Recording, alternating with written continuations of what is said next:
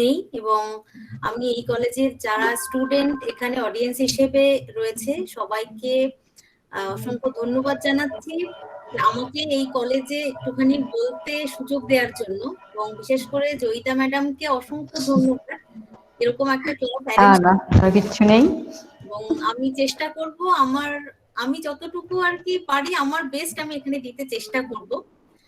তো এখানে আর কি আমাকে যেটা কি বলতে হবে সেটা ইভালুয়েশনের একটা পোর্শন টুলস এবং টেকনিক এবং আমি এটা একটা নর্মাল ক্লাসরুম হিসেবে আর কি ট্রিট করছি।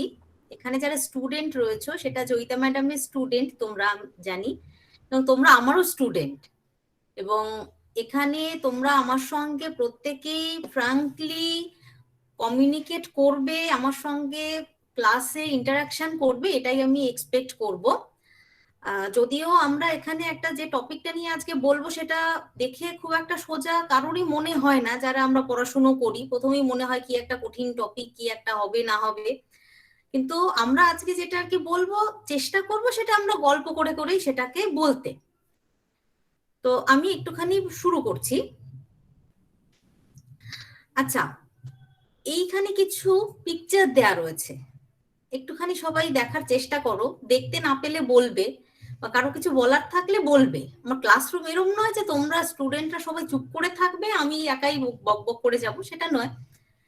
এখানে দেখো প্রথম একটা ছবি এখানে দেখা যাচ্ছে, সেখানে দেখা যাচ্ছে এক মহিলা কিছু কিনছেন, শপিং করছেন, ভালো মতো দেখে দেখে কিনছেন দেখে মনে হচ্ছে।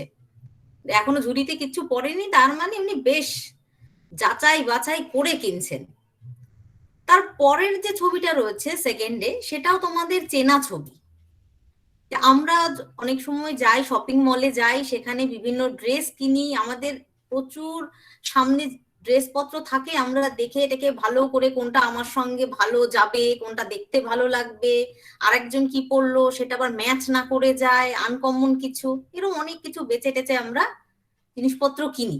সেখানে গেলেও আমাদের সেই যাচাই বাছাই এই কাজগুলো করতে হয়।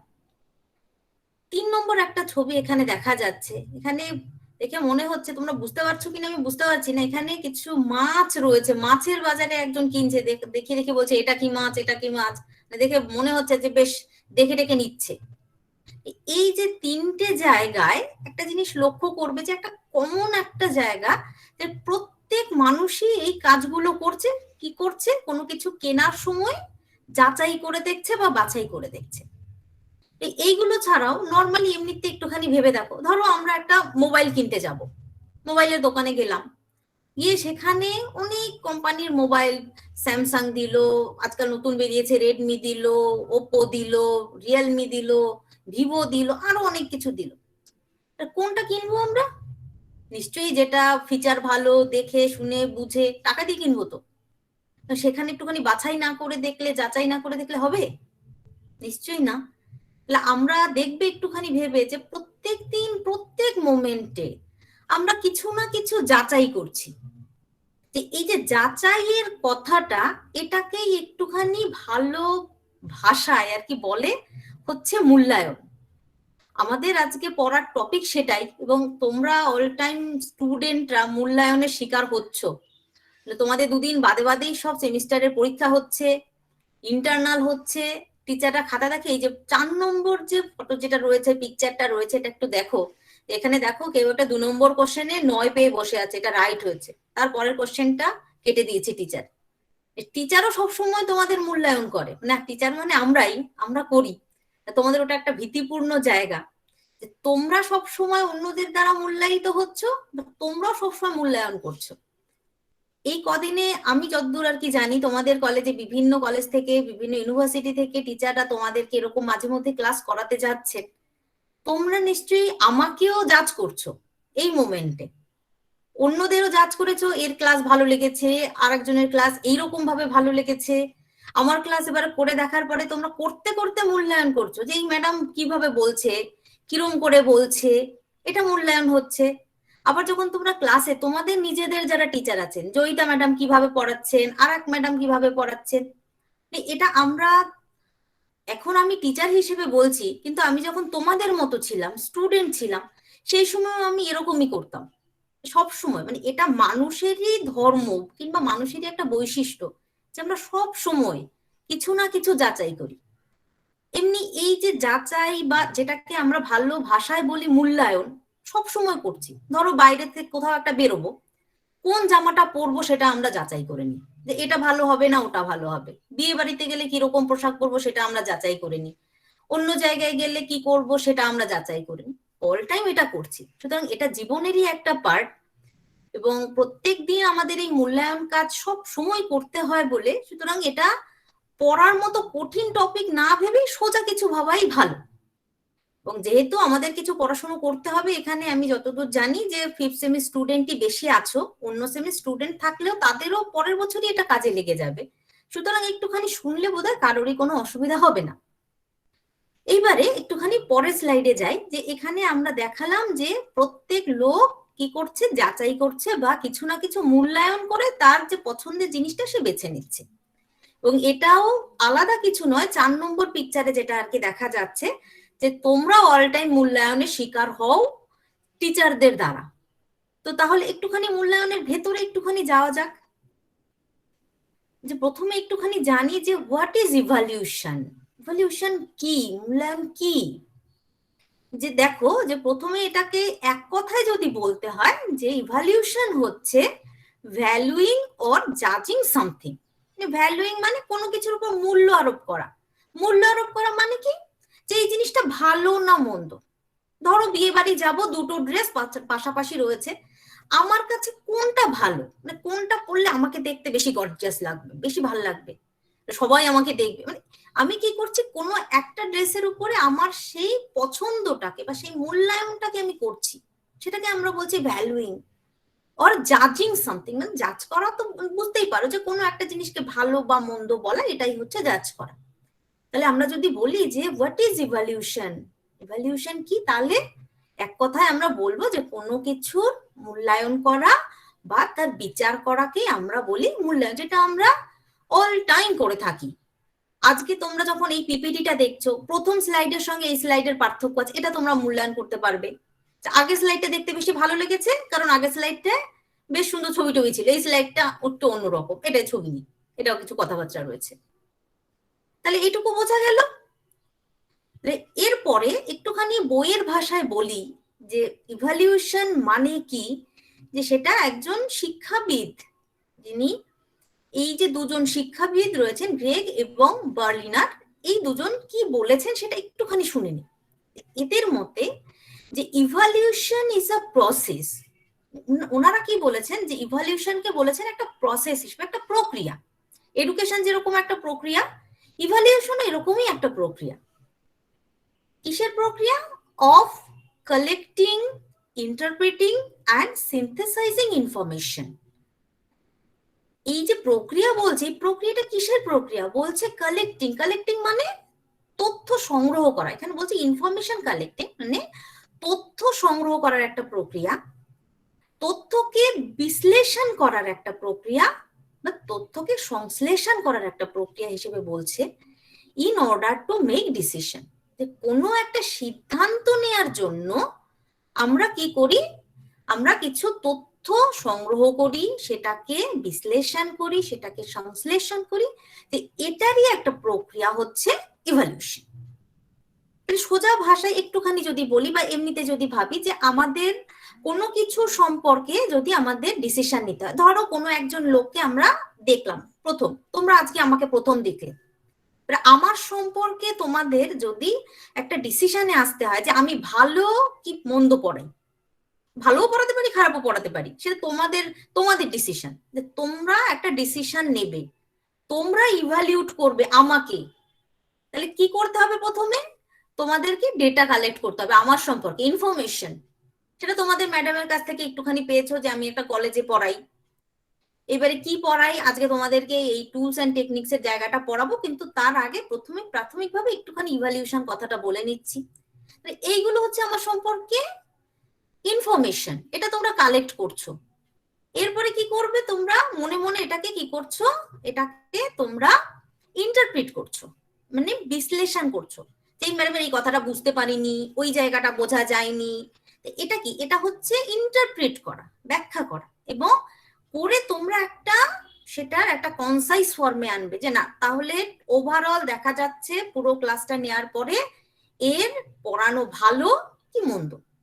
তাহলে এই যে টোটাল বিষয়টা যেটা করা হচ্ছে এটা একটা প্রক্রিয়া হিসেবে আমরা যদি ধরি, তাহলে এটা করে আমরা একটা ডিসিশনে পৌঁছতে পারি, এবং এই যে টোটাল প্রসেসটা এটাকেই আমরা বলি হচ্ছে ইভালিউশন। তাহলে আমরা একটুখানি নেক্সট স্লাইডে চলে যাই। আচ্ছা, যে ইভালিউশন কথাটার সঙ্গে আরো দুটো কথা আমরা শুনে থাকি যেটা এর কাছাকাছি, অনেক সময় আমরা একই অর্থে ব্যবহারও করি, আবার কখনো কখনো একটুখানি মিনিং এর পার্থক্য থাকে। লাস্ট এখানে লেখা আছে হোয়াট ইজ মেজারমেন্ট, অ্যাসেসমেন্ট, ইভালিউশন। এই যে আমরা ইভালিউশন আর মেজারমেন্ট কথাটা একসঙ্গে বলে থাকি, অ্যাসেসমেন্ট কথাটাও মাঝে মধ্যে আমরা ইউজ করি। এই তিনটে টার্মিনোলজি একটুখানি আমি ডেসক্রাইব করছি। দেখো এখানে আর কি দেখা যাচ্ছে যে একটা সার্কেলের মতো করা আছে, এই যে বিগ একটা সার্কেল রয়েছে, এই বিগ সার্কেলটাকে আমরা ধরে নিচ্ছি এটা হচ্ছে ইভালিউশন, যেটা নিয়ে এতক্ষণ ধরে বলছিলাম যে ভ্যালুইং অর জাজিং সামথিং।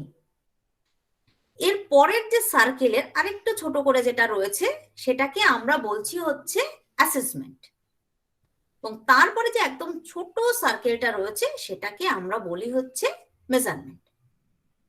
এবারে চলো একটুখানি মিনিং করে বলার চেষ্টা করি। যে এখানে দেখো মেজারমেন্ট বলছে, মেজারমেন্ট যদি এর মিনিং করা হয় যে জাজিং নাম্বার, মেজারমেন্টকে বলা হচ্ছে একটা ছোট জায়গা, এটার বাংলা করলে দাঁড়ায় পরিমাপ। পরিমাপকে যদি আমরা ব্যাখ্যা করি তাহলে বলা হয় যে কোনো একটা নাম্বারকে, সংখ্যাকে যখন আমরা যাচাই করি সেটাকে আমরা বলছি হচ্ছে মেজারমেন্ট। যেমন এক্সাম্পল হিসেবে যদি বলি যে ধরো তোমাদের ক্লাসে রাহুল বলে কেউ একজন আছে, সে পরীক্ষায় 80% নম্বর পেয়েছে, মানে 80 পেয়েছে, কোন একটা পরীক্ষা সে 80 পেয়েছে। তাহলে এই যে 80 একটা নাম্বার, একটা সংখ্যা, মানে আমরা জিজ্ঞেস করছি রাহুল কত পেয়েছে, উত্তর হচ্ছে রাহুল 80 পেয়েছে। এই যে রাহুলের নম্বরটাকে আমরা যাচ করলাম, এই জায়গাটা হচ্ছে পরিমাপ বা মেজারমেন্ট। এর থেকে মেজারমেন্টের থেকে আরেকটু বেশি টার্ম একটু যদি এগোই সেটা হচ্ছে অ্যাসেসমেন্ট। অ্যাসেসমেন্ট যেটা হচ্ছে যে জাজিং নাম্বার প্লাস ইম্পোজ মিনিং। মানে এখানে যেটা হয় যে আমরা কোনো কিছুকে জাজ করলাম, যেমন আগের এক্সাম্পলে বলেছি যে রাহুলের নাম্বারকে আমরা জাজ করেছি, সঙ্গে এর কিছু মিনিং যদি জুড়ে দিই তাহলে সেটা হবে অ্যাসেসমেন্ট। ব্যাপারটা কিরকম দেখো, রাহুল 70 পেয়েছে এই কথাটা দিয়ে কিন্তু সবকিছু বোঝা যায় না, কি কতর মধ্যে 70 পেয়েছে, 80-র মধ্যে 70 পেয়েছে, না 100-র মধ্যে, না 150-র মধ্যে, বোঝা যাচ্ছে না। এইবারে যদি আমি বলি যে রাহুল 100-র মধ্যে 80 পেয়েছে, আগে যেটা বলছিলাম 80 নম্বর পেয়েছে, তাহলে যখনই আমি এটার একটা মিনিং করছি, বুঝিয়ে বলছি আরেকটু অ্যাডভান্স লেভেলে গিয়ে, তখন সেটাকে বলা হচ্ছে অ্যাসেসমেন্ট। ঠিক আছে যে সে 100-র মধ্যে 80 পেয়েছে, এই যে বলছি এটা হচ্ছে অ্যাসেসমেন্ট। এই মেজারমেন্ট এবং অ্যাসেসমেন্ট দুটো মিলে হবে হচ্ছে ইভালিউশন। ইভালিউশন আরেকটু অ্যাডভান্স স্টেজ। ইভালিউশনটা কি, যখন কোনো আমরা একটা নাম্বারকে জাজ করি, করলাম, করে তার মিনিং ইম্পোজ করলাম, মিনিং করলাম তার একটা, এবং সেই সঙ্গে এর কিছু ভ্যালু ইম্পোজ করলাম, মূল্যায়ন এর সঙ্গে জুড়লাম। যে আগে এক্সাম্পলে যেটা বলছিলাম যে রাহুল 80 পেয়েছে, এবারে হলো অ্যাসেসমেন্ট করে পেলাম 100-এর মধ্যে রাহুল 80 পেয়েছে। এবারে এতেও কিন্তু সবকিছু বোঝা যায় না। এবারে যদি আমরা বলি এরকম যে রাহুল 100-এর মধ্যে 80 পেয়ে সে ক্লাসে ফার্স্ট হয়েছে, সে খুব ভালো ছেলে, এই যে কথাটা বললাম এটা রাহুল সম্পর্কে হচ্ছে ইভালিউশন। ইভালিউশন দিয়ে আমরা টোটাল সিনারিও পেতে পারি। তাহলে কি করলাম, 80 বললাম রাহুল পেয়েছে, সেটা হচ্ছে নাম্বার জাজ করা হলো, তার একটা মিনিং ইম্পোজ করলাম, সে 100-র মধ্যে 80 পেয়েছে, তারপরে তার ভ্যালু করলাম, একটা মূল্যায়ন করলাম তাকে, যে সে ফার্স্ট হয়েছে ক্লাসে, সে ভালো ছেলে। তার মানে যতক্ষণ অব্দি আমরা এই কাজটা না করব, যে কেউ একজন ভালো বা মন্দ এই ডিসিশনে না পৌঁছতে পারবো, ততক্ষণে আমরা কোনো কিছুকে কিন্তু ইভালিউশন বলতে পারবো না। তাহলে ইভালিউশন হচ্ছে এরম একটা জায়গা যেখানে কিন্তু আমরা মূল্যায়ন করি, পরিমাপ করি এবং সেই সঙ্গে অ্যাসেসমেন্ট করি, করে তারপরে আমরা তার ইভালিউশন করি। এবং সেই জন্য এখানে দেখবে যে পিকচারে যেটা রয়েছে এই সার্কেলে ইভালিউশনের জায়গাটা অনেক বড়। এবং এখানে বলা হয় অনেক সময় যে আমরা এই যে মেজারমেন্ট বলছি, কোনো কিছু অনলি নাম্বারকে জাজ করা, এখানে নাম্বার বাদে আমরা কিছু বলবো না, ভালো মন্দ কিছু বলবো না। এবং সেখান থেকে যখন আমরা কোনো ডিসিশনে যাব, ইভালিউশন হবে, এর যে মাঝখানের যত প্রসেস রয়েছে, সেই প্রসেস গুলোকে আমরা বলবো হচ্ছে অ্যাসেসমেন্ট। এই অবধি ক্লিয়ার? মানে এইটুকু সবাই বুঝতে পেরেছো? না বুঝতে পারলে বলো। মাঝে মধ্যে রেসপন্স না করলে মনে হবে আমি একা একাই কথা বলে যাচ্ছি। বলো। হ্যাঁ বলো। হ্যাঁ ম্যাডাম, এতটা খুব ভালোভাবে গেল। এখান থেকে বুঝবে না বলবে, কারণ তোমাদের জয়িতা ম্যাডামের মতো আমিও তোমাদেরই আজকের জন্য 1 ঘন্টার জন্য হলেও তোমাদের টিচার হয়ে গেছি। সুতরাং ফ্রাঙ্কলি বলবে, একবার না আমি 2বার 3বার বোঝাবো। যদি আজকে তোমরা বুঝতে না পারো, দরকারে আবার তোমাদের বোঝাবো, কোনো অসুবিধা নেই। আচ্ছা, তাহলে নেক্সট স্লাইডে চলে যাই। আচ্ছা, ইভালিউশন যেটা আর কি বড় জায়গা, মূল্যায়ন যেটা বলছি, যে একজন মানুষকে যদি আমরা মূল্যায়ন করতে যাই, তাহলে তার সম্পর্কে একদম সে ভালো কি মন্দ এই ডিসিশন অব্দি পৌঁছানো অব্দি আমাদের যত কাজ, সেটা হচ্ছে মূল্যায়নের কাজ। এবারে দেখো যে মূল্যায়ন আমরা কোন কোন জায়গায় ইউজ করি সেখানে, সেজন্য আমি স্কোপ বলেছি। স্কোপ বলতে এটাই বোঝাচ্ছে যে মূল্যায়নকে আমরা আমাদের জীবনে কত জায়গায় কাজে লাগাই। দেখো প্রথমেই লেখা আছে যে ডেইলি লাইফ। তো প্রথমে যে তোমাদের যে পিকচার গুলো দেখালাম, সেটা হচ্ছে আমাদের ডেইলি লাইফে আমরা সব সময় ইউজ করি। তোমরা যখন আর কি বন্ধুরা একসঙ্গে হও, পিএনপিসি করো তোমরা? তোমরা ভালো ছেলে মেয়ে হতে পারো, কিন্তু আমি যখন পড়াশোনা করেছি, আমি বন্ধুদের সঙ্গে অন্যদের সম্পর্কে অনেক পিএনপিসি করেছি। পিএনপিসির ফুল ফর্ম পরচর্চা পরনিন্দা, এরকম কিছু একটা, তাই তো? এবারে সেই পরচর্চা পরনিন্দা যখন আমরা করি, তখন দেখবে সেটাও কিন্তু ওয়ান টাইপ অফ ইভালিউশন। মানে এরকম হয় না, 2-3 জন বন্ধু মিলে আমরা দাঁড়িয়ে আছি, পাশ থেকে একটা ছেলে প্রচন্ড জোরে বাইক চালিয়ে যাচ্ছে, দেখেছো কিরম করে বাইকটা চালাচ্ছে, কি বলছি তার সম্পর্কে ভালো কিছু বলছি না, কিন্তু তাকে মূল্যায়ন করছি, সে যে অত স্পিডে চালাচ্ছে, তার একটা বিপদও ঘটতে পারে। আমরা কি করছি, ওইটা মূল্যায়ন করে আমরা কিন্তু ওইভাবে, সে পিঞ্চ করে বলি আর যাই বলি, করছি। আবার ধরো কোনো একটা মেয়ে একটা অন্যরকম একটা ড্রেস পরে এসছে, কিছুদিন আগেই হয়েছে আমার কলেজে ফার্স্ট সেমিস্টার সব ভর্তি হয়েছে, একটা মেয়ে প্রচন্ড লাল একটা টকটকে কালারের গাউন টাউন সেজে গুজে একদম এসছে, সবাই দেখে বলছে এটা কি বিয়ে বাড়ি? যাকে বলছে তার খারাপ লাগছে সেটা অন্য জিনিস, কিন্তু এই যে সবাই মিলে কি করলো, সে ওই এনভায়রনমেন্ট অনুযায়ী ড্রেস পরে আসেনি বলে সবাই তার কিন্তু একটা মূল্যায়ন করলো, সে ওই ড্রেসটা পরে এসে বোধহয় ঠিক করেনি, ওটা বিয়ে বাড়ির ড্রেস ছিল। এরকম এই যে পিএনপিসি যেটা, সেটা যদি আমরা খারাপ অর্থে না নিয়ে ভালো অর্থে নিয়ে, দেখবে আমরা সব সময় কারো না কারো সম্পর্কে আমরা বলি, সেটা বলি মানে হচ্ছে সেটা আমরা ইভালিউট করি। তার মানে ডেইলি লাইফের একটা পার্ট হচ্ছে ইভালিউশন। দেখবে খেতে বসলেও আমাদের কিন্তু এরকম ইভালিউশন করতে হয়, কোনটা দিয়ে আগে খাবো, ডাল দিয়ে আগে খাবো, ভাজা দিয়ে খাবো, না মাছ খাবো, কোনটা আগে খাবো। ফেভারিট যেটা অনেকে সেটা আগে খায়, যেটা ফেভারিট না সেটা আগে দিয়ে কেউ খায়। এরকম ইভালিউশন ডেইলি লাইফে আমাদের চলতেই থাকে। তারপরে দেখো স্টুডেন্ট ইভালিউশন, এইটা হচ্ছে তোমাদের জায়গা। তোমাদেরকে টিচাররা অল টাইম ইভালিউশন করে, তোমাদের 2 দিন বাদে বাদেই শুধু পরীক্ষা নেয়, পরীক্ষা নিয়ে তোমাদের কখনো কখনো মনে হয় টিচাররা ভালো করে ইভালিউট করে না, ভালো করে খাতা দেখে না, ওই জন্য নম্বর কম পেয়েছি, যা লিখেছিলাম আরো পেতাম। এই জায়গাটা কিন্তু তোমরা সবসময় সাফার করো স্টুডেন্ট। আমি যখন স্টুডেন্ট ছিলাম আমারও ওরম মনে হতো, এখন হয়তো টিচার হয়ে আমার অন্য ধরনের কিছু মনে হয়, যে তোমরা যে নোট পাচ্ছ সব নোটগুলো সবসময় ঠিকঠাক হয়ও না, তো সেই জন্য আমাদের টিচারদের কাটতেও হয়। কিন্তু এই ইভালিউশনের কাজটা তোমাদের উপরে আমরা সবসময় করি। ইভালিউশন মানে পরীক্ষার খাতা দেখা, তোমরা কত কষ্ট করে পরীক্ষার খাতায় লেখো আর আমরা সেগুলো কেটে কুটে দিই। তো সেই ইভালিউশনটা তোমরা জানো, এখানে একটা ইউজ হয় ইভালিউশনের।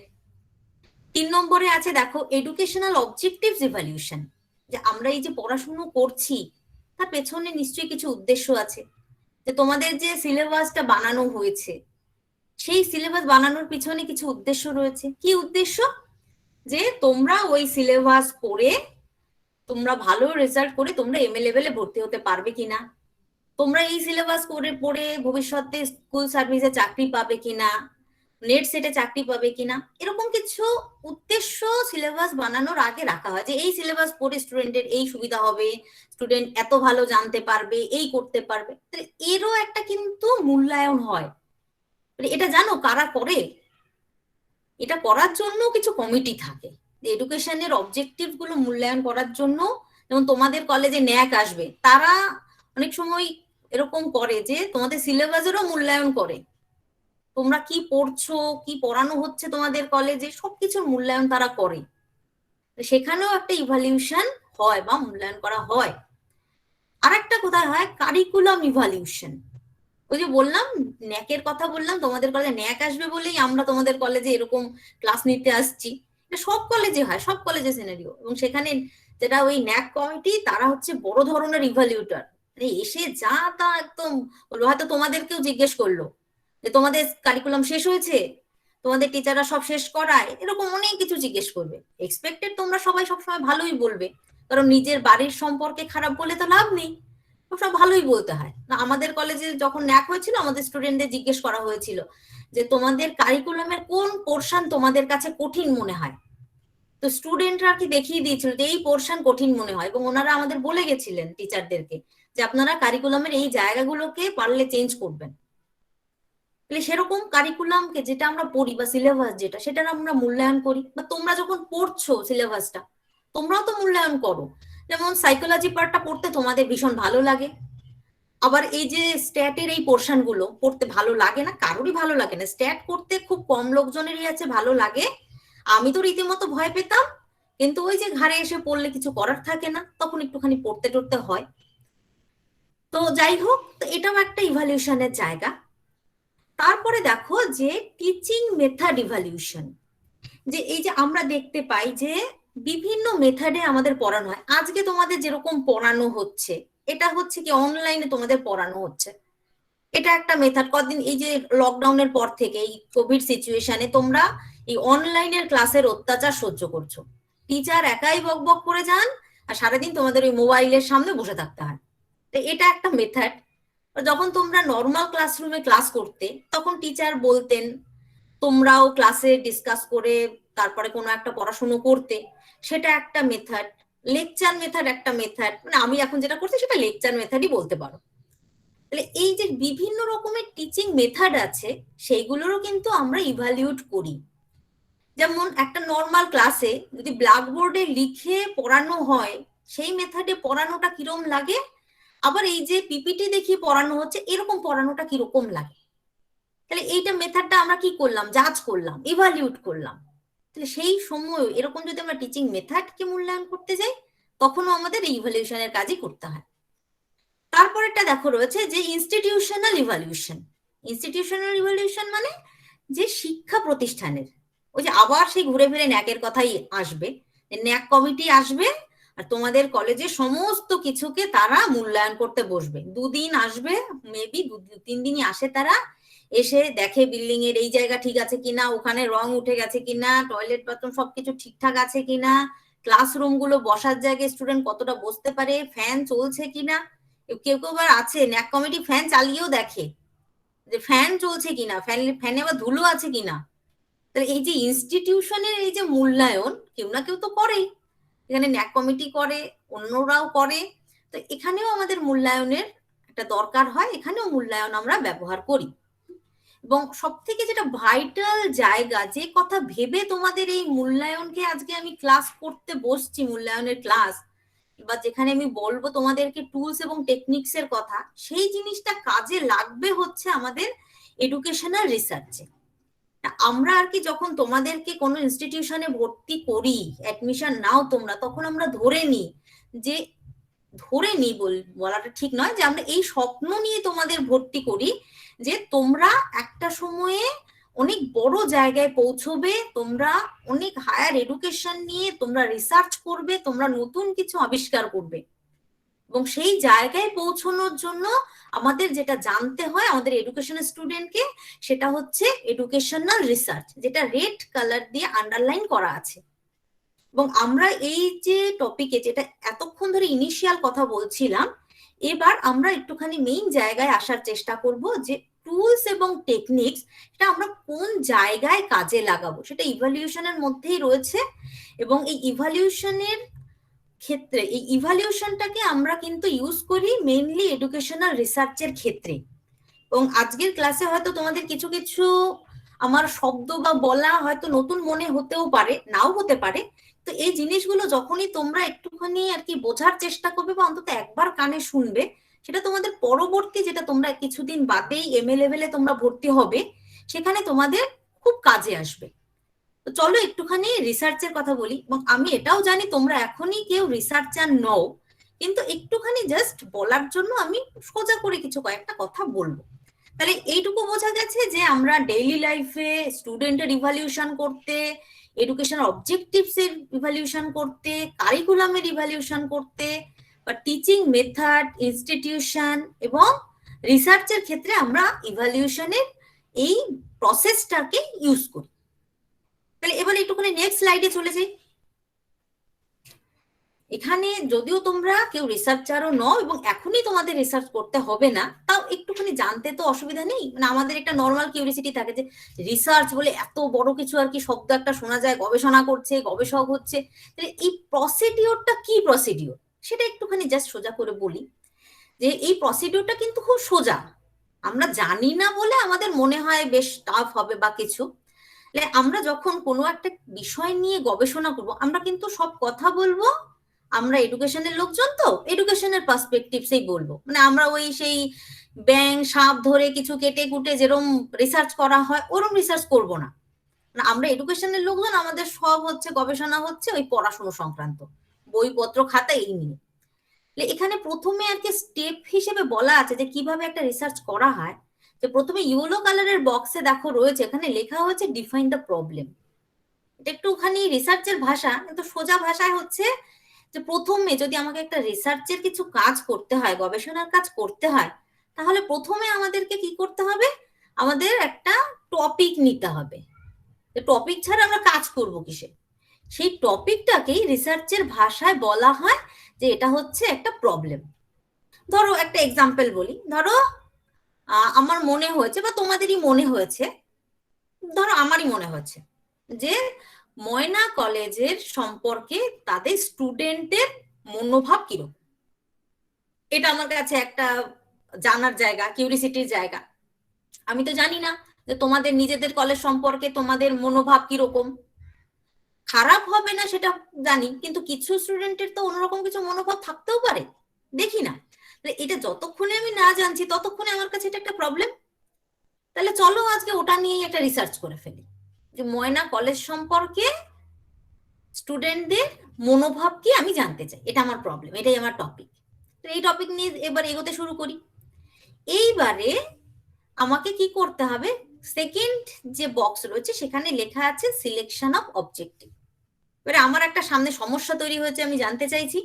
এইবারে আমাকে কি করতে হবে, আমার সমস্যা থেকে বেরোতে হবে। বেরোতে হলে আমাকে কি করতে হবে, যে আমার যে উদ্দেশ্যগুলোকে ঠিক করে নিতে হবে। কি উদ্দেশ্য ঠিক করে নিতে হবে? ধরো আমি জানতে চাইছি যে এডুকেশন ডিপার্টমেন্টের টিচাররা কিরকম পড়ায়, ইংলিশ ডিপার্টমেন্টের টিচাররা কিরকম পড়ায়, তারপরে এডুকেশন ডিপার্টমেন্টের স্টুডেন্টদের অ্যাটেন্ডেন্স কিরকম, তারা কলেজে আসতে কতটা ভালোবাসে, ধরো কলেজের প্রিন্সিপাল সম্পর্কে তাদের মনোভাব কি, কলেজে তারা সব রকমের ফ্যাসিলিটি পায় কিনা। এইগুলো জানা হচ্ছে আমার এক একটা অবজেক্টিভ। তাহলে কি হলো, আমার একটা প্রবলেম তৈরি হলো। প্রবলেমের বেসিসে আমি কলেজের বিভিন্ন অংশ সম্পর্কে, টিচার, স্টুডেন্ট, ক্লাসরুম, ফ্যাসিলিটি সবকিছু নিয়ে আমার জানতে হবে। এগুলো হচ্ছে আমার অবজেক্টিভ। তাহলে আমার একটা কাজের উদ্দেশ্য ঠিক হলো। এইবারে যখন উদ্দেশ্য ঠিক হলো, এবারে আমার কাজ করতে কোনো অসুবিধা নেই, উদ্দেশ্য অনুযায়ী এগিয়ে যাও। উদ্দেশ্য ঠিক করার পরে আমাদের যেটা ঠিক করতে হয় গবেষণার ক্ষেত্রে, যে আমি কাজটা কিভাবে করব, কিভাবে কাজটা করব, কোন প্রসেসে করব। সেটা গবেষণার অনেকগুলো এরকম প্রসেস থাকে, যেগুলোকে বলা হয় গবেষণার বিভিন্ন ডিজাইন। সেই ডিজাইনকে এবারে আমাকে ঠিক করতে হবে। ধরো আমি ঠিক করে নিলাম যে তোমাদের থেকে আমি ডেটা কালেক্ট করব কোশ্চেনিয়ার করে, একটা কোশ্চেনিয়ার বানাবো। সেই কোশ্চেনিয়ারে প্রথমেই কোশ্চেন দেবো, কলেজে রোজ যেতে ভালো লাগে, তোমরা হ্যাঁ না কিছু একটা বললে। আবার কলেজে ক্লাস করতে ভালো লাগে, হ্যাঁ না কিছু একটা বললে। সব ফ্যাসিলিটি পাও, হ্যাঁ না কিছু একটা। এই যে একটা কোশ্চেনিয়ার করব, এটাকে হচ্ছে আমি বলছি রিসার্চ ডিজাইন ঠিক করে নেওয়া, মানে প্ল্যান করে নিচ্ছি একটুখানি, যে এইভাবে কোশ্চেনিয়ার দিলে আমি তোমাদের কাছ থেকে ডেটা পেতে পারি। এইবারের প্রসিডিওর হচ্ছে কালেকশন অফ ডেটা। এই যে আমি বললাম যে রিসার্চ ডিজাইনটা ঠিক করলাম, আমি কোশ্চেনিয়ার করব, কিংবা আমি ইন্টারভিউ নেব, কিংবা তোমাদের থেকে অবজার্ভ করে বুঝবো, এইগুলো হচ্ছে বিভিন্ন টুলস এবং টেকনিক, যেটা রেট করে বলা আছে এই যে রেড বক্সে। আমি ঠিক করলাম তোমাদের থেকে কিভাবে আমি ডেটাটা কালেক্ট করব, এবারে আমি ঠিক করলাম, এবং যে টুলস এবং টেকনিক ব্যবহার করে আমি ডেটাটা কালেক্ট করব, সেটা আমি আগে ঠিক করে নিয়েছি রিসার্চ ডিজাইনে। ঠিক করে নিয়ে আমি এবারে ডেটাটা কালেক্ট করব। এখানে ডেটা কালেকশন করার সময় আমাদের দরকার হবে হচ্ছে টুলস এবং টেকনিক্সের, যেটা রেড বক্সে রয়েছে। এবং আজকে আমাদের টোটাল আলোচনার মেইন কনসেন্ট্রেশন হবে হচ্ছে এই টুলস এবং টেকনিক্স, এবং আমরা কোন জায়গায় ইউজ করব টুলস এবং টেকনিক্স, এটা বোঝানোর জন্যই আমি আজকে এতগুলো কথা তোমাদেরকে বললাম। এবং এটা যদি তোমরা না জানো এক্সাক্ট কোন জায়গায় টুলস টেকনিক্স দরকার হবে, তাহলে পড়াটা মনে হবে আমি উদ্দেশ্যবিহীন ভাবে পড়ছি। এই জায়গাটা নিশ্চয়ই বুঝতে অসুবিধা হয়নি। তারপরে আমরা এই টুলস টেকনিক্স ইউজ করে ডেটা কালেক্ট করে সেই ডেটাকে আমরা অ্যানালাইজ করব, মানে সেটাকে বিশ্লেষণ করব। বিশ্লেষণ করে সেটার মূল্যায়ন করলে আমরা কিছু কনক্লুশন পেয়ে যাব, বা আমাদের সিদ্ধান্তে পৌঁছে যাব। ওই যে বললাম যে তোমাদের মনোভাব কিরকম, সেটা আমরা কোশ্চেনিয়ারে যে টুলস টেকনিক্স এর মধ্যে পড়ে সেই কোশ্চেনিয়ার ইউজ করে করলাম, ডেটা কালেকশন হয়ে গেল, সেটাকে বিশ্লেষণ করলাম, করে ওদের মূল্যায়ন করে দেখলাম যে ময়না কলেজের সমস্ত স্টুডেন্টের ময়না কলেজ সম্পর্কে অ্যাটিটিউড ভীষণই ভালো। তাহলে এইটুকু কাজ হচ্ছে রিসার্চের কাজ, নিশ্চয়ই কঠিন কিছু নয়। আমার সামনে একটা টপিক থাকবে, কিছু অবজেক্টিভ ঠিক করব, কি করে কাজ করব সেটা ঠিক করব, টুলস টেকনিক ইউজ করে ডেটা কালেক্ট করব, অ্যানালিসিস করে আমরা ফলাফল পেয়ে যাবো, হয়ে গেল আমাদের রিসার্চ। তাহলে এইভাবে যখন আমরা করব, তাহলে আমাদের এখন মেইন কনসেন্ট্রেশন হবে টুলস এবং টেকনিক্সটা কি সেটা জানা। একটু নেক্সট স্লাইডে চলে যাচ্ছি। মানে ধরো আমরা আর কি নর্মালি বলি, যদি টুলস এর কথা বলি, এগুলো কি দেখো, দেখতে পাচ্ছ হাতুড়ি দেখতে পাচ্ছ, তারপরে সেই সাঁড়াশি টারাশি কি কি সব দেখা যাচ্ছে। আমরা কিন্তু এই যে টুলস রয়েছে, যাকে আমরা যন্ত্রপাতি বলি, সেটা নিয়ে কখনোই আলোচনা করব না। আমাদের আলোচনার বিষয় এটা হবে না। আমাদের আলোচনার বিষয় হবে মূল্যায়নের যে টুলস এবং টেকনিক্স রয়েছে, বা টেকনিক্স এন্ড টুলস রয়েছে, যেগুলো আমরা গবেষণার কাজে ইউজ করি।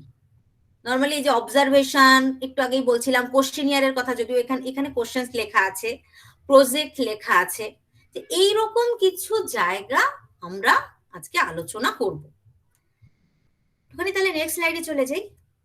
আচ্ছা, এইবার একটুখানি বলি যে হোয়াট ইজ টুলস, নিশ্চয়ই ওই হাতুড়ি টাতুড়ি ওইসব কিছু নয়, এবং হোয়াট ইজ টেকনিক্স এটা আমরা একটুখানি বলি। দেখো, প্রথমেই বলা আছে যে টুলস কি। প্রথমে টুলস বলছে যে tools is a physical item that can be use to collect data for research. সোজা করে যদি বলি যে টুলস হচ্ছে এক ধরনের উপকরণ, আইটেম বলছে না, আইটেমকে আমরা উপকরণও বলি বাংলায়, এবং এই উপকরণগুলো গবেষণার কাজে ডেটা কালেক্ট করতে, মানে তথ্য সংগ্রহ করতে ব্যবহৃত হয়। যেমন এই যে একটু আগেই বলছিলাম যে তোমাদেরকে যদি এরকম কিছু কোশ্চেন জিজ্ঞেস করা হয়, সেই কোশ্চেন গুলো হচ্ছে এক একটা আইটেম বা উপাদান, এই উপাদানগুলো দিয়ে ব্যবহার করে যখন আমরা কোনো জায়গা থেকে কোনো কিছু সম্পর্কে তথ্য সংগ্রহ করতে পারি তখন সেটাকে আমরা বলি যে সেটা হচ্ছে টুলস। টুলস এর আর একটা নামও বলে, অনেকে এটাকে টেস্ট হিসেবেও বলে। নর্মালি আমরা টেস্ট কথাটার সঙ্গে সবাই বেশি পরিচিত। আমি টেস্টের কনসেপ্টটাও বলবো যে অনেক বিভিন্ন রকমের টেস্ট যেগুলোকে কিন্তু আমরা টুলস হিসেবে ইউজ করি। তাহলে টেস্টও এক রকমের টুলস, যেটা আমরা সোজা ভাষায় বলি সেটাকে একটুখানি ব্র্যাকেটে লিখে রাখলাম। তাহলে এক কথায় বলা যায় যে টুলস হচ্ছে এরকম কিছু উপকরণ, এমন ধরনের কিছু উপকরণ যেটা কোনো বিষয়ের পরিমাপ করার জন্য আমরা ব্যবহার করি, বিশেষ করে গবেষণার ক্ষেত্রে ডেটা কালেকশন করার জন্য। হলো? তাহলে তাহলে এবার দাঁড়াচ্ছে তাহলে টেকনিকটা কি? তো টেকনিক্স হচ্ছে, এখানে বলছে দেখো, technique refers us method that helps to making or doing something. মানে টেকনিক হচ্ছে, এটাকে আমরা কিন্তু আইটেম বলছি না, এটাকে বলছি একটা মেথড, পদ্ধতি হিসেবে বলছি। এবং এই পদ্ধতি কি করে? হেল্প করে আমাদের কি করতে? মেকিং অর ডুইং সামথিং, আমাদেরকে কোনো সিদ্ধান্তে পৌঁছতে বা কোনো কিছু রিসার্চের কাজ করতে আমাদেরকে হেল্প করে টেকনিক। এটা যদি একটুখানি আমি এক্সাম্পল দিয়ে বলি তাহলে তোমরা আরেকটুখানি বুঝতে পারবে নিশ্চয়ই। এই যে দেখো, টুলস এর কিছু এক্সাম্পল রয়েছে, টেকনিকের কিছু এক্সাম্পল রয়েছে। যারা ফিফথ সেমে রয়েছে তারা তাদের সিলেবাসটা দেখলে নিশ্চয়ই বুঝতে পারবে যে এরকম কিছু আছে তোমাদের সিলেবাসের মধ্যে। সিসি 11 এ ইউনিট 3 তে এরকম কিছু আছে। আমি টোটাল সিলেবাসটা এখানে তুলিনি, এক্সাম্পল হিসেবে বলছি যে টুলস এর মধ্যে থাকে, দেখো, ইউজ ফর ডেটা কালেকশন। এটা অনলি টুলস ব্যবহৃত হয় ডেটা কালেকশনের জন্য। এটাকে টেস্টও বলি, যে বিভিন্ন টেস্ট এর আন্ডারে থাকে বলেছি, যেমন এসএ টাইপ টেস্ট এবং অবজেক্টিভ টাইপ টেস্ট। তোমাদের সিলেবাসে রয়েছে written test, oral type test, practical, এগুলো তোমাদের সিলেবাসে আছে ফিফথ সেমে। যারা এখন থার্ড সেমে বা ফার্স্ট সেমে আছো তাদেরও এগুলো পড়তে হবে, জানলে তো দোষ নেই একটু আগে থেকে। এইবারে দেখো পার্সোনালিটি টেস্ট, যেমন এটা তোমাদের সিলেবাসে রয়েছে, রসা king block test. Interest test, যেমন কুডা রিসার্চন টেস্ট। এছাড়াও আছে বুদ্ধি পরিমাপক কিছু টেস্ট আছে, গিলফোর্ডের টেস্ট রয়েছে, অনেক কিছু এরকম টেস্ট থাকে। এই যে টেস্ট গুলোকে আমরা ফেলছি হচ্ছে টুলস এর মধ্যে। টুলস কি? যে এটা ডেটা কালেকশনের জন্য ব্যবহৃত কিছু উপকরণ, যাকে আমরা এক কথায় বা লোকজন আর কি, সাধারণ লোকজন যেটা বলে সেটা হচ্ছে টেস্ট হিসেবে ইউজ করে। তাহলে টেকনিকটা কি? দেখবে যে টুলস এর থেকে এই জিনিসগুলো একটুখানি আলাদা। এইগুলোকে আমরা বলছি টেকনিক, মানেই হচ্ছে এটা একটা মেথড, পদ্ধতি। এটা উপকরণ নয়, এটা পদ্ধতি। এই পদ্ধতিগুলোর মধ্যে আমরা দেখি অবজারভেশন, এটা একটা পদ্ধতি। ইন্টারভিউ, ইন্টারভিউ তোমরা জীবনে অনেকবার দিয়েছো, ছোটবেলা থেকে বিভিন্ন ক্লাসে ওরাল টেস্ট গুলো হয় সেটা তোমরা দিয়েছো। এই যে ইন্টারভিউ তোমরা দেবে, মানে বড় বড় জায়গায় চাকরির পরীক্ষার জন্য ইন্টারভিউ দেবে, তার জন্য এখন তোমরা প্রিপেয়ার হচ্ছ। এই যে ইন্টারভিউ, এটা এক ধরনের টেকনিক, মেথড। তারপরে কোশ্চেনিয়ার, এটাও এক ধরনের টেকনিক। যে এই যে টেকনিক গুলো বা এই মেথড গুলো ইউজ করেও কিন্তু আমরা গবেষণার কাজ করি। কিন্তু এই যে কোশ্চেনিয়ার, যেটা মেথড বলছি, এর মধ্যে কিছু অবজেক্টিভ টাইপ কোশ্চেন থাকে। ইন্টারভিউ যখন আমরা নিই তখনও কিছু অবজেক্টিভ টাইপ কোশ্চেন জিজ্ঞেস করা হয়, সেটা ওরাল ফর্মে হয়। অবজারভেশন আমরা দেখে দেখে করি, কিন্তু অবজারভেশনেও কিছু কোশ্চেন থাকে। তাহলে এই যে টেকনিক গুলো কিন্তু এগুলো টুলস এর থেকে আলাদা, এই জায়গাটা তোমাদেরকে একটুখানি বুঝতে হবে। সেটা আস্তে আস্তে ক্লাস একটুখানি এগোলে আর একটুখানি তোমরা বুঝতে পারবে। নেক্সট স্লাইডে চলে যাই। যে difference between tools and techniques, এটা একটু বলি যে এই দুটো জায়গা পাশাপাশি থাকলে হয়তো তোমাদের একটু বুঝতে সুবিধা হতে পারে। যেটা বলছি যে tool generally physical item which helps to collect data. সবসময় মনে রাখবে যে ডেটা কালেকশন করার জন্য আমরা যে উপকরণ বা আইটেম গুলো ব্যবহার করি সেটাই হচ্ছে টুলস। আর সোজা ভাষায় টেকনিক হচ্ছে এটা একটা মেথড যেটা ইউজ হয় in order to effectively complete a task, যেটা কোনো একটা কাজকে সম্পূর্ণভাবে শেষ করার জন্য ব্যবহৃত হয়। টুলস তোমাকে হেল্প করবে টেকনিকটার যে পারপাস সেটাকে ফুলফিল করতে। তাহলে আমরা বলতে পারি যে টেকনিক হচ্ছে একটা বড় টার্ম, টেকনিকের আন্ডারে টুলস থাকে। যে টেকনিকের পারপাস ফুলফিল করতে হলে আমরা টুলস এর হেল্প নিয়ে থাকি। তাহলে হলো, পরের স্লাইডে চলে যাই। যে এই যে টুলস এর কথা বলছি আমরা, যে এই টুলস আমাদের কি কাজে লাগবে, সেই কয়েকটা প্রয়োজন বা নিড যেটা আমাদের দরকার, সেই দরকারটা একটুখানি বলি। যে টুলস আমাদের প্রথমত দরকার টু টেক আ ডিসিশন। এই যে গবেষণার ক্ষেত্রে আমাদের যখন সিদ্ধান্তে পৌঁছতে হয়, ফলাফল তো পেতে হবে, নাহলে গবেষণা করে লাভ কি? সেই সিদ্ধান্তে পৌঁছতে হলে আমরা টুলস কে ইউজ করি, কারণ এখান থেকে আমরা ডেটা কালেক্ট করতে পারি আইটেম গুলোকে ইউজ করে, সেটা আমরা আগেই জানি। তাহলে ডিসিশন মেকিং এর ক্ষেত্রে বা ডিসিশন নেয়ার ক্ষেত্রে, সিদ্ধান্ত নেয়ার ক্ষেত্রে আমরা টুলস এর ইউজ করি। 2 নম্বরে কি বলছে, যে হেল্প টু কালেক্ট ডেটা। যে আমরা যদি কোনো একটা বিষয় সম্পর্কে আমাদের তথ্য সংগ্রহের প্রয়োজন হয়, তখন কিন্তু আমরা টুলস এর সাহায্য নিয়ে থাকি। এবং এটাকে আর কি কঠিন করে ভাববে না যে টুলস, এবং এরকম কথাটা সবসময় তো আমরা সাধারণ ভাষায় যখন আমরা কথা বলি তখন তো ইউজ করি না, কিন্তু দেখবে যে আমরা কোনো লোকের সম্পর্কে যখন তথ্য সংগ্রহ করছি, অটোমেটিক্যালি আমরা কোনো না কোনো টুলস ইউজ করে ফেলছি, সেটা আনকনসিয়াসলি করছি। সেটা সুতরাং বোঝাই যাচ্ছে যে ডেটা কালেকশনের ক্ষেত্রে টুলস আমাদের হেল্প করে। আর কিসে হেল্প করে, যে সিলেকশন অফ স্টুডেন্ট। বিভিন্ন সময় আমাদেরকে স্টুডেন্টকে সিলেক্ট করতে হয়, তখন আমাদের এরকম কিছু কিছু টুলস এর সাহায্য আমাদের নিতে হয়। যেমন আমি আজকে একটা প্রোগ্রামে গিয়েছিলাম, এনএসএস এর প্রোগ্রামে, সেখানে আমাকে বলা হয়েছিল আমার 20 জন স্টুডেন্টকে নিয়ে যেতে হবে। আমি তখন ভীষণ বিপদে পড়েছি, আমার 100 স্টুডেন্ট এনএসএস এর, 20 জনকে আমি কি করে নেব? কি করলাম, তাদেরকে ছোট্ট একটা কোশ্চেনিয়ার দিলাম, দেওয়ার পরে তাদেরকে যারা যারা ভালো উত্তর দিতে পারলো, আমি সেরকম 20 জনকে বেছে নিয়ে তাদেরকে নিয়ে গেলাম। সেখানেও আমি কি করলাম, টুলস এর ইউজ করলাম, কয়েকটা কোশ্চেন জিজ্ঞেস করলাম, ব্যাস তারা উত্তর দিল, সেটা ওই অবজেক্টিভ টাইপের কোশ্চেন। যারা যারা বলতে পারলো, যারা যারা আর কি পার্টিসিপেট করেছে, সবাই মজাও পেলো, আবার সিলেকশনও হয়ে গেল আমার। তাহলে টুলস আমাদের অনেক হেল্প করে। তারপরে একটা দেখো, যে অ্যাসেসমেন্ট অফ টিচার্স ওয়ার্ক। শিক্ষকদের কাজের মূল্যায়নও কিন্তু আমরা টুলস দিয়ে করতে পারি। যেমন তোমরা ইচ্ছে করলে এখন এখন এই মোমেন্টে তোমরা এমনি আমার অ্যাসেসমেন্ট করছো, আমি কিভাবে পড়াচ্ছি বা মেজারমেন্ট করছো, যা কিছু করছো। এবার এই যে আমরা টিচারদের কাজেরও মূল্যায়ন করি।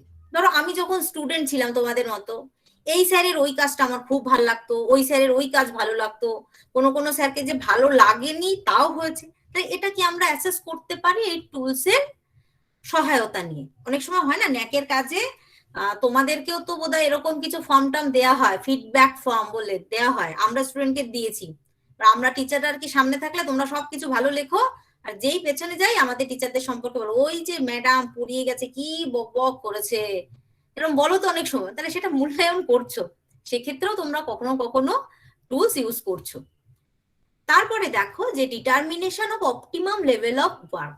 আমরা যখন কোনো কাজ করি, সেই কাজটাকে চাই যে সর্বোচ্চ মাত্রায় ভালো হোক কাজটা। যখন আমরা সেরকম চাই যে একদম 100% তার এফেক্টিভ ফল পেতে চাই কোনো কাজের, সেটা যখন আমরা নির্ধারণ করতে যাই, তখনও কিন্তু টুলস আমাদেরকে হেল্প করে। তাহলে দেখতেই পাচ্ছ যে টুলস আমাদেরকে কত রকম ভাবে হেল্প করে। এবং ভেবে দেখবে যে এই যে টুলস গুলো কিন্তু আমরা আমাদের পড়াশোনার লাইফ বা দৈনন্দিন জীবনে আমরা এই জিনিসগুলো কিন্তু সবসময় ইউজ করি, টুলস এর ইউজ করি, সেটা আনকনসিয়াসলি করি। তো যাই হোক, এর পরের স্লাইডে একটুখানি চলে যাই, যে এবারে বলি যে হোয়াট ইজ টেস্ট। টেস্ট কি, ওই যে বললাম যে অনেকগুলো টেস্ট গুলো হচ্ছে টুলস এর আন্ডারে থাকে, যে টেস্ট গুলো নিয়ে একটা কিছু টুলস আমরা বলি। তো টেস্ট কি সেটা একটুখানি বলা যাক, বইয়ের ভাষায় কি বলছে, যে test is a systematic procedure for measuring an individuals behaviour. বলছে যে টেস্ট এই শব্দটা আমাদের জীবনে একদম কবে অবধি যে এই পড়াশোনার লাইফ শেষ হবে তোমাদের কে জানে, সেই অবধি তোমাদের পেছন ছাড়বে না টেস্ট। তো বলছে যে ইন্ডিভিজুয়াল বিহেভিয়ার মানে কোনো একজন ব্যক্তির আচরণকে যখন আমরা মেজার করতে যাব, তখন এই টেস্ট হচ্ছে একটা প্রসিডিওর যা আমরা কাজে লাগাই। যেমন তোমাদের বিহেভিয়ার কি আমরা মাপতে যাই, যে তোমরা পড়াশোনা করে কতটা জ্ঞানীগুণী হলে, সেটা তোমাদের বিহেভিয়ার। সেই বিহেভিয়ারকে আমরা কিন্তু মাপতে যাই কি দিয়ে, এই টেস্ট দিয়ে। তাহলে টেস্ট হচ্ছে একটা সিস্টেমেটিক একটা প্রসিডিওর, মানে একটা গোছানো একটা পদ্ধতি হচ্ছে টেস্ট। যেমন দেখবে তোমরা যখন পরীক্ষা দিতে বসছো, তখন পরীক্ষার কোশ্চেনটা বেশ গোছানো থাকে। প্রথমে শর্ট কোশ্চেন থাকে 1 নম্বরে, তারপরে 2 নম্বরের কোশ্চেন থাকে, তারপরে আরেকটু বড় কোশ্চেন থাকে, বেশ সুন্দর সিস্টেমেটিক্যালি থাকে। এটা ওয়ান টাইপ অফ টেস্ট। এবং বলছে যে it is a formal and systematic way of gathering information about learners behaviour, usually through paper pencil test procedure. Ultimately এখানে বলতে চাওয়া হয়েছে যে এটা স্টুডেন্টের কাছ থেকে কোনো ডেটা কালেকশন করার জন্য কিন্তু আমরা বিভিন্ন ধরনের টেস্ট নিয়ে থাকি, তাই তো? পরীক্ষা যখন তোমরা বসছো তখন তোমরা কতটা ভালো পড়াশুনো করলে সেটা জানার জন্য, সেই ইনফরমেশন পাওয়ার জন্য আমরা তোমাদের টেস্ট নিয়ে থাকি। আরেকটুখানি এগোই। এখানে কিছু ডেফিনেশন আছে, খুব বেশি টাইম হয়তো নেইও, আমি ডেফিনেশন একটা একটুখানি বলছি। যে টেস্টের একটা ডিকশনারি মিনিং এ বলে যে test is a procedure intended to establish the quality, performance or reliability of something specially before it is taken into wide space use. বলছে যে টেস্ট হচ্ছে একটা এরকম প্রসিডিওর, যে প্রসিডিওরকে ইউজ করে করা হয় কোনো বিষয়ের কোয়ালিটি, তার পারফরমেন্স কিরকম, সেটা কতটা ভালো বা মন্দ, কতটা ভরসাযোগ্য, এই জিনিসগুলোকে আগে জানতে হবে বা জানার একটা প্রক্রিয়া, সেটাকে বৃহত্তর জায়গায় ব্যবহার করার আগে।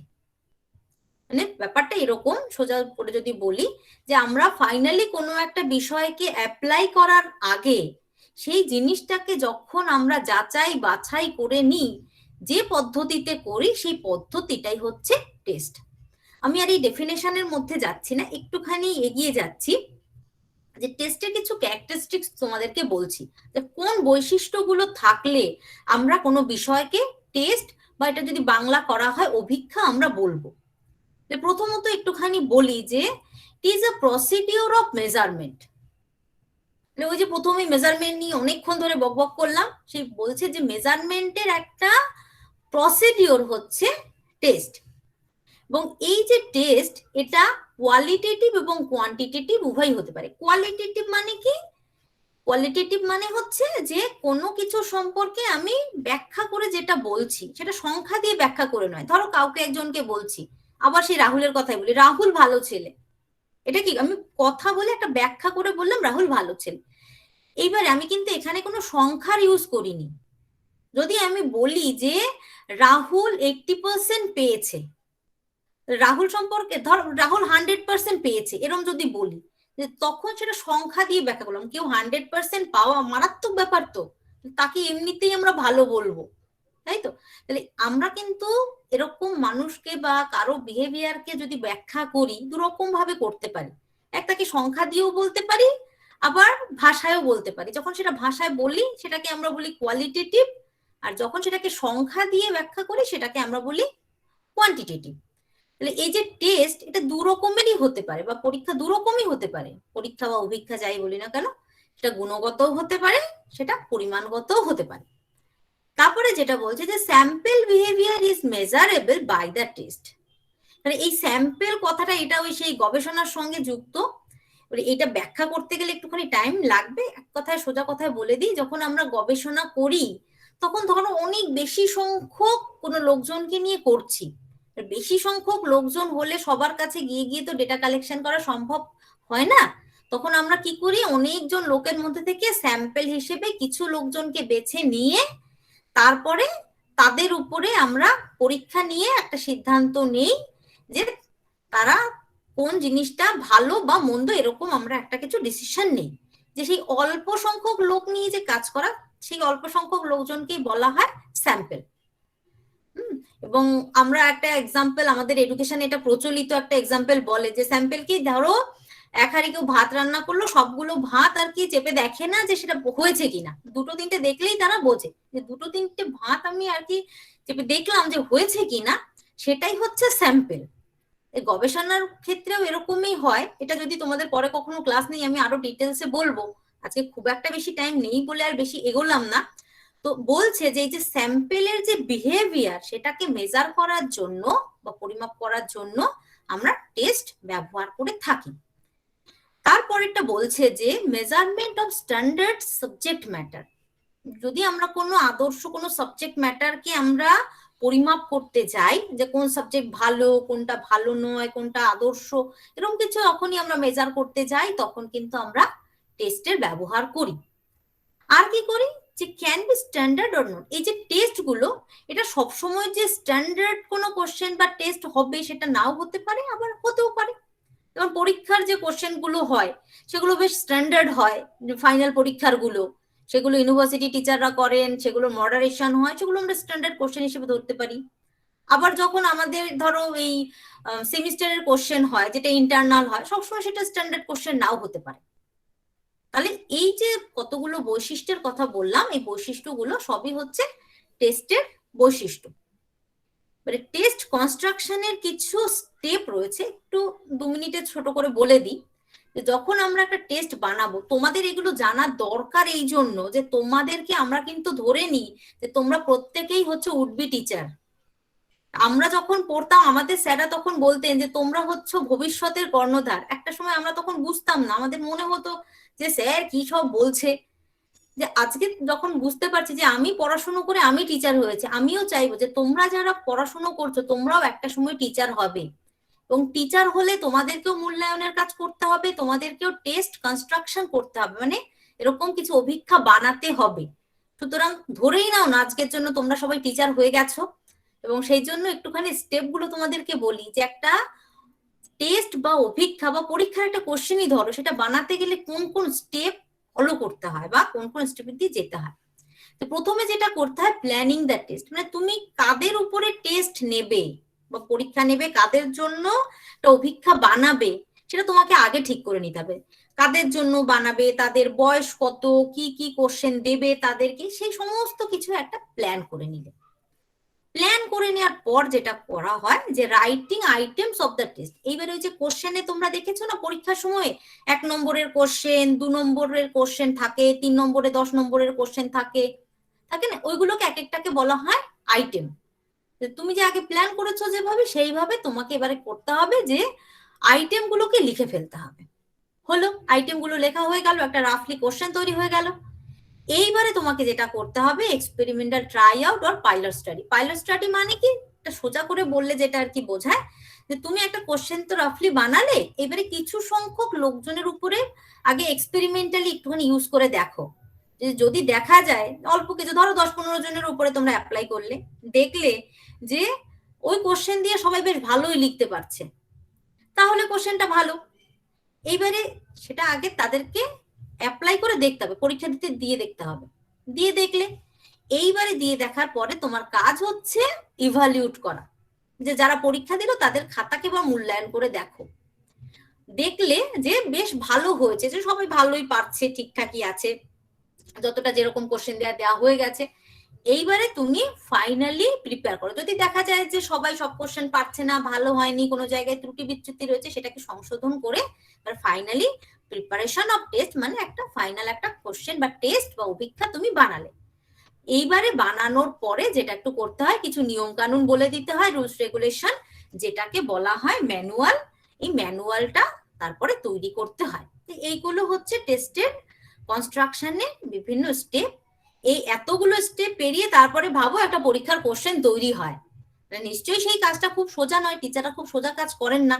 এবং তোমরা এটা যখন স্টেপটা বুঝলে আজকে, তখন তোমরা নিশ্চয়ই এরকম কিছু টেস্ট বানিয়ে ফেলতে পারবে। বাড়িতে গিয়ে চেষ্টা করো কেউ কোনো একটা টপিক পড়ার পরে সেই টপিকের উপরে এরকম একটা টেস্ট করে ফেলতে, দেখবে নিজে নিজে করছো, বেশ ভালোই লাগবে। টিচাররা কোশ্চেন করে, আমরা একটু কোশ্চেন করে দেখি, একটা বানিও। টেস্টের কিছু টাইপের কথা এখানে বলা আছে, আমি আর এখানে খুব একটা বেশি এগোলাম না, এরপর আমার প্রচুর স্লাইড রয়েছে, তো এটাও আমি আর ব্যাখ্যা করলাম না। এখানে জাস্ট একটু তোমাদের আর কি বললাম যে টেস্ট অনেক রকমের হয়। এখানে একটা ছবি আমি তোমাদের কাট পেস্ট করে আর কি দেখিয়েছি, যে দেখো এত রকমের টেস্ট হতে পারে। এতগুলো ব্যাখ্যা করতে গেলে কয়েক বছর চলে যাবে, তোমাদের তো আমি ক্লাস নিতে থাকবো, ব্যাপারটা এরকম হয়ে দাঁড়াবে। সুতরাং আমি আমার বলাটা আমি এই অবধি স্টপ করছি। তোমাদের কারো কিছু বলার থাকলে তোমরা বলো। জয়িতা, আমি স্টপ শেয়ারিং করবো? স্টপ শেয়ারিং করবো?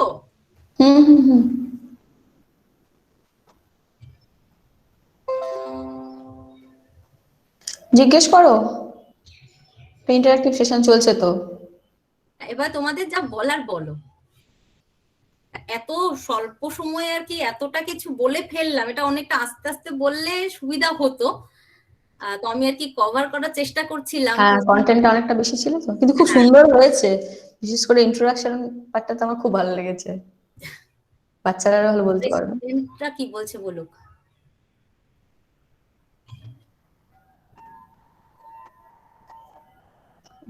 কোথায় গেল সব? দীপিকা, ইলা, প্রিয়াঙ্কা, সচিন? হ্যাঁ ম্যাডাম, হ্যাঁ বল। বলছি যে আমাদের মানে ওই যে টুলসের ভেতরে যে থিওরি গুলো আছে সেগুলো একটু যদি পড়াতেন ভালো হতো তার। আচ্ছা, সেটা তোমাদের ম্যাডাম আবার বললে আমি আবার চলে আসবো বলতে।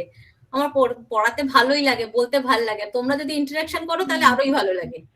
ওগুলো বোঝালে একটু বেশি ভালো হয়, মানে তত্ত্বগুলো বুঝতে একটু অসুবিধা হয় তো, তো ওগুলো বোঝালে আর একটু বেশি ভালো হয়। আচ্ছা, মানে আজকের বলা থেকে তোমাদের কিছু মনে হয়েছে যে কোনো জায়গায় বুঝতে পারোনি বা কিছু আরেকবার বলতে হবে এরকম কিছু, তাহলে সেটা বলো। ঠিক আছে, ভালোই হয়েছে।